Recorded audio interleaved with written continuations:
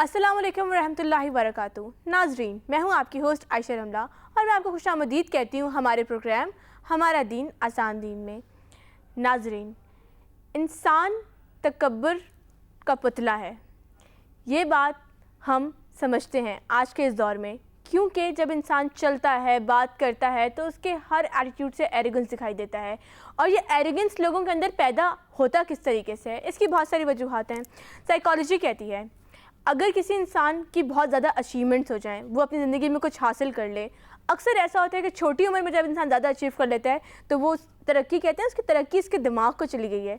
ये होता है, आप जब तरक्की हासिल करते हैं तो आप एरोगेंट हो जाते हैं, आपकी बात बदल जाती है, आपका अंदाज़ बदल जाता है। दूसरी वजह ये हो सकती है कि आपके साथ पास्ट में कुछ बुरा हुआ है। अगर पास्ट में कुछ बुरा हुआ है तो इंसान अपने इर्द गिर्द एक शाकिला बना लेता है, अपने इर्द गिर्द एक बहुत बड़ी बाउंड्री खड़ी कर लेता है। वो अपने आप को ऐसा जाहिर करता है कि मैं बहुत सख्त हूँ, मैं बहुत एरोगेंट हूँ, ताकि कोई आके उस वॉल को क्रॉस करके उससे बात ना कर पाए। एक वजह ये भी हो सकती है। एक वजह ये भी हो सकती है कि कुछ लोग लोगों को कंट्रोल करना चाहते हैं। अगर फॉर एग्जांपल आप किसी पोजीशन पे हैं, आपको इतने सारे लोगों को चलाना है, आपने उनसे काम करवाना है, तो ये बात कुछ लोग समझते हैं कि इसके बगैर मुमकिन नहीं है कि हम एरोगेंट बन के दिखाएं उन्हें। हम उन्हें ऐसे दिखाएं कि हम सख्त हैं, हम सख्त मिजाज हैं, हम नखरे वाले हैं, हम क्रूड हैं, ताकि वो हमसे हमारी बात सुने, हम लोगों को कंट्रोल कर पाएँ। एक वजह तकब्बुर की ये भी हो सकती है कि इंसान अटेंशन सीकर है। साइकोलॉजी कहती है कि जब किसी इंसान को तवज्जो चाहिए होती है अपने अतराफ़ के लोगों से, तो वो अकड़ के दिखाता है, वो नाराज़ होकर दिखाता है, वो अपनी टोन चेंज करके दिखाता है कि लोग उसको देखें, उसको नोटिस करें। वजूहात जो भी हों, तकब्बुर असल में है क्या चीज़, ये होना चाहिए या नहीं होना चाहिए, और ये आया कहाँ से है, ये तमाम बातें करेंगे आज हम अपनी एक्सपर्ट के साथ, जो कि ना सिर्फ एक मोटिवेशनल स्पीकर हैं, एक टीचर हैं, एक काउंसलर हैं। जी यास्मीन, अस्सलाम वालेकुम। वालेकुम अस्सलाम वरहमतुल्लाहि वबरकातुहू। यास्मीन, इंसान में तकब्बुर कहाँ से आया? शैतान से आया।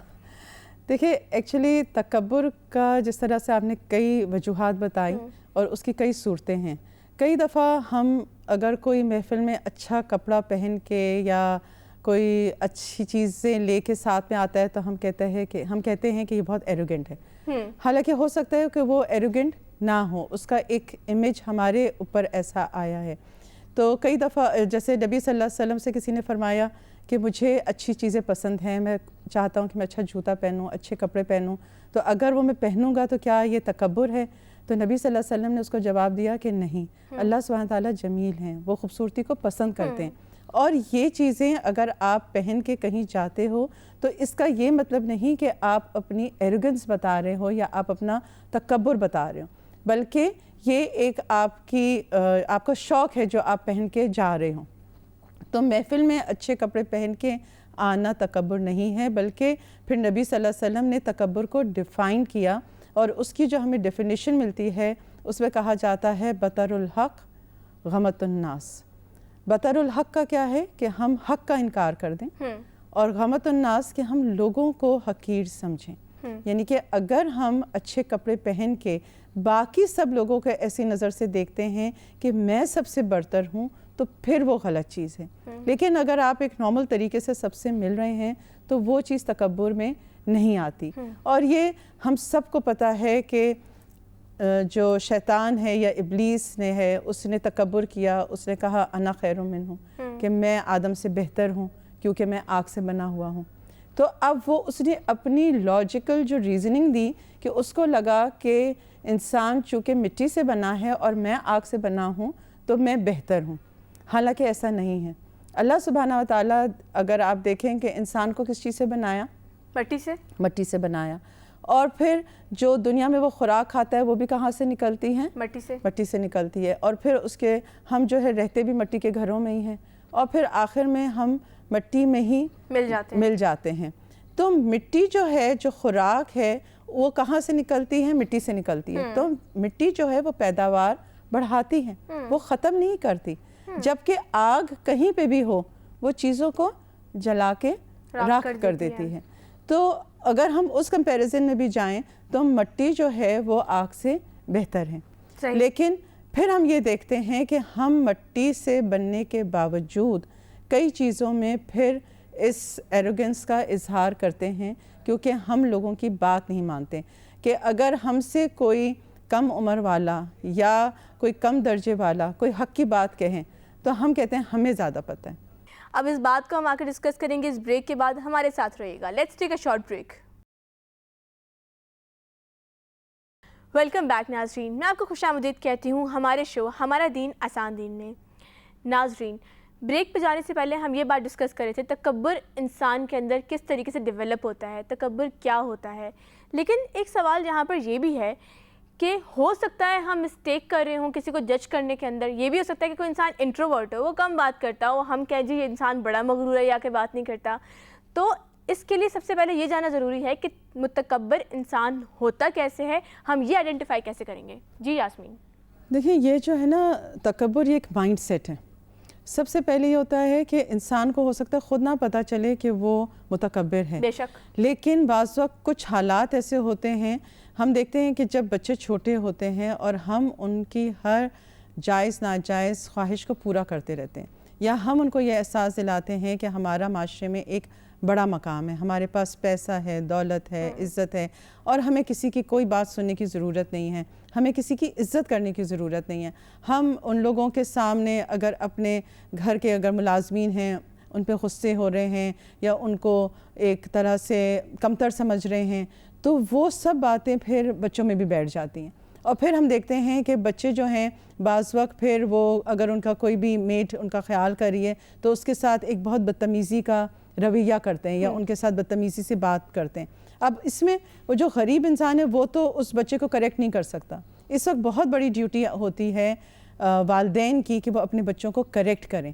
اب والدین اگر ایسے موقعوں پر گھر میں نہیں ہیں یا وہ توجہ نہیں دے رہے تو یہ عادت پکتے پکتے پک جاتی ہے. It is a habit formation.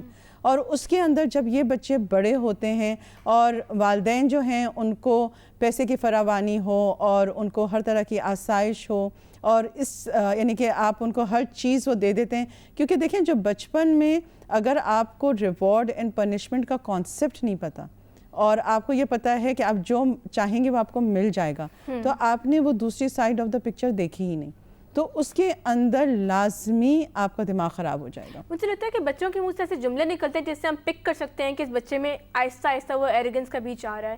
کچھ دنوں پہلے ہی ایک گاؤں میں جانے کا اتفاق ہوا. اس بچی سے میں نے پوچھا کہ بیٹا آپ پڑھتے نہیں ہو؟ انہوں نے کہا نہیں, 8 کلاس کے بعد میرے والدین نے مجھے اسکول سے نکال لیا. تو میں نے کہا کیوں؟ انہوں نے کیا کہا؟ وہ جاگیردار گھرانے کی کوئی بچی تھی وہ. تو انہوں نے کہا کہ ہم عام لوگوں جیسے لوگ نہیں ہیں. بالکل. اب یہ جو چیز ہے کس نے انسٹل کر دی؟ ان کے بڑوں نے. تو یہ جو ہے نا یہ آپ دیکھیں کہ یہ بعض و خاندانوں میں یہ جنریشن آفٹر جنریشن آتی ہے. اب آپ اگر صرف رشتہ ہی کرانے جائیں, ایک عام سی بات ہے, ہم سب مسلمان ہیں, کوئی ایک صوبے میں رہ رہا ہے, کوئی دوسرے صوبے میں رہ رہا ہے, لیکن اگر جب آپ رشتہ کرانے جاتے ہیں سامنے اچھا کوئی لڑکا آ جاتا ہے تو لڑکی والے کہتے ہیں نہیں جی ہم اس خاندان میں شادی نہیں کریں گے, ہمارا خاندان اونچا ہے. تو یہ جو خاندان کی باتیں کرنا شوز کہ آپ کے اندر یہ مائنڈ سیٹ ہے کہ we are superior than the other person. حالانکہ اللہ سبحانہ تعالیٰ کہتے ہیں کہ اللہ کے نزدیک عزت والا وہ ہے جو تقویٰ میں زیادہ ہو. اب ہم کس کا تقویٰ دیکھتے ہیں؟ ہم صرف پیسہ دیکھتے ہیں یا ہم باہر کا ایک ان کی وہ جسے کہتے ہیں نا جاہ و حشمت دیکھتے ہیں, اور ہم سمجھتے ہیں کہ چونکہ ہم سردار ہیں یا کوئی بھی ہمارے نام ہوتے ہیں, کوئی بھی اگر آپ کے ایک بڑی پوزیشن ہے آپ کی گاؤں میں, تو آپ کسی ہو سکتا ہے جو دوسرا بچہ ہو وہ پڑھا لکھا ہو, سمجھدار ہو, عقل مند ہو اور وہ پیسے میں آپ سے کم ہو, لیکن عقل سمجھ تمیز طریقے میں وہ برابر کا ہو, تو ہم اس کی ساری کوالٹیز کو نظر انداز کر دیتے ہیں کیونکہ وہ ہمارے عام طور پہ کیا کہا جاتا ہے وہ ہمارے برابر کا نہیں ہے. تو یہ مائنڈ سیٹ ہے جو ہم, اور اس کے بہت زیادہ نقصانات ہیں, یعنی کہ اس کے کانٹرری ہمارا دین ہمیں یہ کہہ رہا ہے کہ اس میں اتنی آسانی ہے کہ حضرت بلال حبشی جو کہ ایک غلام تھے ان کی قدموں کی چاپ جنت میں سنی گئی. ہمارا دین ہمیں کیا بتا رہا ہے, وہ کتنی آسانیاں دے رہا ہے, اور ہم کیا کر رہے ہیں یہاں پر. آپ دیکھیں کہ ان کو کیا رتبہ دیا گیا کہ انہوں نے خانہ کعبہ کے اوپر کھڑے ہو کر اذان دی. بے شک. اب ہم سوچ سکتے ہیں ہمارے اندر تو ڈویژن ہی ہو جاتی ہے رنگ پر اور نسل پر اور پوزیشن پر اور سٹیٹس پہ. اور دین جو ہے وہ ہمیں کیا بتاتا ہے کہ ہمارے اندر کیا ہونا چاہیے، فرما برداری ہونا چاہیے، سلامتی ہونا چاہیے، انکساری ہونی چاہیے، سبمیشن ہو، سرنڈر ہو. لیکن جب ہماری بیس یا اٹھان ہی تکبر پہ ہوگی، اور تکبر کے ساتھ جو ایک نیا فیکٹر ہو جاتا ہے وہ ہو جاتا ہے سٹبننس. کیونکہ جب بچوں میں تکبر آئے گا تو وہ پھر لازم ضدی ہوں گے، کیونکہ ہم ان کو یہ نہیں کہتے. دیکھیں بچوں کو نو کہنا سیکھنا پڑتا ہے، اور وہ آپ نو کیوں کہتے ہیں؟ تاکہ ان کی ضد ٹوٹے. کیونکہ ہر چیز جو بچہ منہ سے نکالے گا اگر آپ اس کو دیں گے تو وہ بچہ آپ کا حاکم بن جائے گا. کیونکہ ایک وقت آتا ہے کہ پھر ماں باپ کمزور ہو جاتے ہیں، بچے سینہ چوڑا کر کے ماں باپ کے ہی آگے کھڑے ہوتے ہیں، اور اس کے اندر وہ بیج کس کا بویا ہوتا ہے؟ ماں باپ کا. وہ ہمارا ہی بویا ہوتا ہے، جس کا ہم پھر پھل سامنے دیکھتے ہیں. تو اگر بچپن سے ہی ہم بچوں کو، کیونکہ ہمارے ہاں قانون کیا ہے کہ بڑوں کی عزت کرو پیار سے، اور بچوں سے پیار و محبت سے اور شفقت سے پیش آؤ. لیکن بڑوں میں اگر کوئی بوڑھا شخص ہے جو غریب ہے اور وہ ہمارے گھر میں آ جاتا ہے اور ہم اس کو کسی بھی طریقے سے اگر اس کی ہم عزت نہیں کرتے تو ہم اصل میں کیا کر رہے ہیں؟ تکبر کر رہے ہیں، کیونکہ ہم نے لوگوں کو حقیر جانا. اور اس کی بڑی وجہ یہ نہیں ہے کہ ہم ان کو حقیر سمجھتے ہیں، ہم اپنے آپ کو بڑا سمجھتے ہیں. بے شک. ناظرین، جیسے تکبر ہمارے اپنی ذات کے لیے نقصان دہ ہے، وہ ہمارے ارد گرد کے ماحول کے لیے نقصان دہ ہے. وہ معاشرہ کبھی ترقی نہیں کر سکتا جہاں پہ ہم ایک دوسرے کو کاسٹ سسٹم پہ اونچا یا نیچا سمجھیں گے. جس معاشرے کے اندر بنیاد تقویٰ نہیں ہوگی اس کا آگے سے پھل بھی کچھ اچھا نہیں ہو سکتا. ہم اسی موضوع پہ آ کے بات کریں گے اس بریک کے بعد. ہمارے ساتھ رہیے گا. Let's take a short break. Welcome back ناظرین. میں آپ کو ہمارے شو ہمارا دین آسان دین میں خوش آمدید کہتی ہوں. تو ناظرین، بریک پہ جانے سے پہلے ہم ڈسکس کر رہے تھے تکبر کو. اب ہم بات کرنا چاہیں گے کہ تکبر کی وجہ سے انسان کو نقصانات کیا ہوتے ہیں، اور اس کے بعد انسان اس سے بچ کیسے سکتا ہے. ہم نے آئیڈینٹیفائی کر لیا کہ یہ ایک مرض ہے، وہ مرض لوگوں میں ہے، ان کی نشانیاں کیا ہیں. اب اس کے بعد ہم بات کریں گے کہ اس مرض سے خود کو بچایا کیسے جائے. تو جی یاسمین. دیکھیں، سب سے پہلے ہم قرآن میں دیکھتے ہیں کہ اللہ سبحانہ تعالیٰ فرماتے ہیں کہ اِنَّهُ لَا يُحِبُّ الْمُسْتَكْبِرِينَ، کہ اللہ سبحانہ تعالیٰ تکبر کرنے والوں کو پسند نہیں کرتے. تو جس چیز کو اللہ پسند نہیں کرتا تو اس کو تو ہمیں نکالنا ہی پڑے گا. اور جب ہمیں یہ پتہ ہے کہ اس میں اگر ذرہ برابر بھی ہمارے پاس ہوا تو ہم جو ہیں جنت میں نہیں جا سکیں گے. تو اس کے نتائج جو ہیں وہ بہت زیادہ سنگین ہیں. دوسرا یہ کہ ہم جو ہیں وہ آگ سے نہیں بنے ہوئے، ہم مٹی سے بنے ہوئے. تو ہمیں ٹھنڈا رہنے کی ضرورت ہے، کیونکہ تکبر کے اندر جو ایروگنس آتا ہے وہ پھر ہمیں غصے کی طرف مائل کرتا ہے، ضد کی طرف مائل کرتا ہے، اور اس کی طرف سے ہم دیکھتے ہیں کہ بہت زیادہ جرائم جو ہیں وہ چاروں طرف ہوتے ہیں. آپ دیکھیں کہ کسی نے مٹکے سے پوچھا کہ آپ اتنے ٹھنڈے کیوں رہتے ہیں؟ تو مٹکے نے جواب دیا کہ جس کا ماضی، حال اور مستقبل مٹی کا ہو تو وہ کس بات پر غصہ کرے گا یا کس بات پر وہ اونچا ہوگا. تو ہمیں اپنی حیثیت کا اندازہ کرنا سب سے زیادہ ضروری ہے. اور دیکھیں، جب انسان تکبر کرتا ہے نا تو وہ لازمی ٹھوکر کھاتا ہے. کبھی ایسا ہوا ہے کہ آپ اوپر دیکھ کے چلیں اور زمین کے اوپر پتھر آئے اور آپ ٹکرائیں نہیں؟ ٹکرائیں گے، کیونکہ اللہ کیا چاہتا ہے کہ ہماری نظریں کہاں رہیں؟ زمین پر رہیں. لیکن جب اکڑ آتی ہے تو کیا ہوتا ہے کہ ہماری نظر اوپر ہو جاتی ہے. اور اسی لیے جو اللہ نے سزا بتائی ہے کہ جو تکبر کرتے ہیں پھر ان کی گردنوں میں توق ہوگا کہ وہ قیامت کے دن پھر نیچے بھی نہیں دیکھ سکیں گے. کیونکہ جو تکبر کرنے والا ہوتا ہے پھر وہ نہ انسانوں کے آگے جھکتا ہے نہ اللہ سبحانہ تعالیٰ کے آگے جھکتا ہے. وہ اس کے اندر انکساری جو ہے وہ نہیں آتی. تکبر کی وجہ سے وہ نماز نہیں پڑھتا، اللہ کا ذکر نہیں کرتا، اس کا دل جو ہے وہ زنگالود ہو جاتا ہے، اس کے اندر گناہ اور اندھیرا ہو جاتا ہے، دل میں اللہ کی محبت نہیں ہوتی. کیونکہ صرف اللہ کی خشیت سے ہی ہمارے اندر وہ تکبر ختم ہوگا. کیونکہ ہماری ذات ہے ہی کیا؟ اگر آپ دیکھیں کہ اگر اللہ سبحانہ تعالیٰ ہمیں صبح نہ اٹھائیں، ہمیں سانس نہ دیں، ہمارا دل نہ دھڑکے تو ہم تو زندہ بھی نہیں رہیں گے. اور اگر اللہ ہمیں یہ سب نعمتیں دے رہا ہے تو ہمیں تو شکر گزاری کرنی چاہیے. لیکن چونکہ انسان کے پاس وہ بظاہر مال و دولت یا حسن یا جوانی یا وہ ساری چیزیں ایسی ہوتی ہیں جس کے اوپر وہ فار دا ٹائم بینگ تکبر کرتا ہے، لیکن زیادہ تر یہ دیکھا گیا ہے کہ جب وہ چیزیں چھن جاتی ہیں تو انسان کا تکبر ٹوٹ جاتا ہے.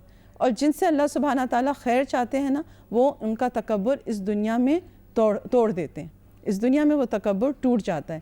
لیکن اگر یہ تکبر نہیں ٹوٹتا اور مرتے دم تک ساتھ رہتا ہے تو پھر بہت ہی زیادہ ایک پریشان کن چیز ہے. اگر ہم ہسپتالوں میں جاتے ہیں یا اگر ہم ایسی جگہوں پہ جاتے ہیں، یتیم خانے میں جاتے ہیں، تو ہمارے اندر ایک رحم کا جذبہ پیدا ہوتا ہے. تو اسی لیے کہا جاتا ہے کہ اگر آپ کے اندر، اگر آپ کو اپنے کہتے ہیں نا کہ یتیم کے سر پر ہاتھ پھیریں تو آپ کے اندر ایک نرمی آئے گی.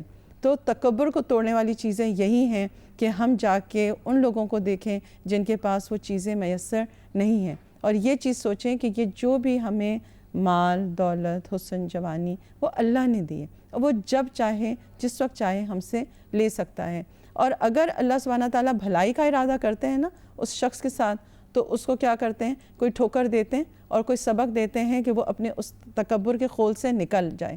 اور اگر وہ بہت زیادہ ہوتا ہے تو پھر اس کو اللہ سبحانہ تعالیٰ ڈھیل دے دیتے ہیں، اور پھر جب وہ ڈھیل ملتی ہے پھر وہ اس کو ساری زندگی سمجھ نہیں آتی کہ وہ کہاں غلطی اس نے کی. تو آپ دیکھیں گے کہ فرعون جو ہے اس کو کب سمجھ آئی کہ اس نے اللہ کا حکم ماننا ہے، جب اس کی جو موت تھی وہ بالکل اس کے سامنے آ گئی. تو اس وقت کی معافی اور اس وقت کا شرمندگی اللہ سبحانہ تعالیٰ پھر قبول نہیں کرتا. تو انسان دعا ہی کر سکتا ہے کہ اگر کسی میں تکبر ہے تو وہ زندگی کے کسی سبق سے یا کسی حادثے سے ایسا سبق سیکھ لے کہ اس کا تکبر ٹوٹ جائے. اس کے اندر اللہ اس کے لیے بھلائی کا ارادہ کر رہا ہے. بے شک یاسمین، تھینک یو سو مچ، آپ نے ہمارے لیے اس موضوع کو اتنے اچھے طریقے سے بیان کیا. ناظرین، علم کی ہلاکتوں میں سے ایک ہلاکت بھی تکبر ہے. اگر آپ نے یہ سمجھ لیا کہ میں سب سے بہتر ہوں، میں سب کچھ جانتا ہوں، تو آپ کی زندگی میں گروتھ رک جائے گی. آپ گروم نہیں ہو سکتے، آپ کے پاس علم نہیں آ سکتا، آپ آگے نہیں بڑھ پائیں گے زندگی میں. اچیومنٹس کے بعد گردن اکڑا لینا کوئی کامیابی نہیں ہے، بلکہ اچیومنٹس کے بعد اپنے ارد گرد کے لوگوں کا بھی ہاتھ پکڑ کے انہیں کھڑا کرنا اور انہیں چلنا سکھانا اصل کامیابی ہے. میں امید کرتی ہوں کہ آپ کو ہماری یہ کوشش پسند آئی ہوگی، اور ہم اگلی دفعہ دوبارہ آپ کے لیے ایک نیا موضوع لے کے حاضر ہوں گے. تب تک کے لیے آپ سے اجازت چاہیں گے آپ کی ہوسٹ عائشہ رملہ. اللہ حافظ.